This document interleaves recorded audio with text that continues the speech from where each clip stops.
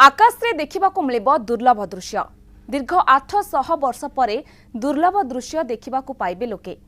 तेबे दुर्लभ दृश्य कौन? यह हेउछि क्रिसमस स्टार। वर्ष सरिबाकू जाउछि किंतु एहा पूर्वरु सौरमंडल रे एक दुर्लभ घटना घटिबाकू जाउछि, जहाकी दीर्घ 800 वर्ष पर प्रथम थर पई घटिबाकू जाउछि। क्रिसमस अवसर रे आकाश रे किछि एभली दृश्य देखिबाकू मिलिबो जहाकू देखिबा पई 800 वर्षर लंबा समय को अपेक्षा करबाकू पड़िछि। वैज्ञानिकंक कहबा कथा हला क्रिसमस रो ठीक पूर्वरु अर्थात डिसेंबर 21 तारिख रे आकाश रे क्रिसमस स्टार देखिबाकू मिलिबो। एही दिन आकाश रे बृहस्पति और शनि ग्रह गोटे सरल रेखारे रहिबे। एहाको क्रिसमस स्टार बा बेथलेहम बोली कहा जाए।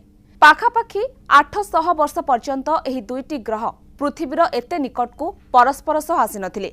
जदि आपण ए दृश्य को न देखंती ताहले आपण को पुणी थरे 60 वर्ष अपेक्षा करबाकू पड़ी पारे। अमेरिका रईस विश्वविद्यालय ज्योतिर्विज्ञानी पैट्रिक हर्टिगन फोर्ब्स पत्रिका को सूचना दे कहिसंती जे बृहस्पति और शनि सबुबेले 20 वर्ष पर गोटे सरल रेखारे आसती, किंतु एथरर मिलन भिन्न अटे कारण उभय ग्रह अति निकटतर हेबे एवं मनीष एही दृश्य को देखिबारे सक्षम हेबो, अर्थात समस्ते एही विरल दृश्य को देखि पारिबे।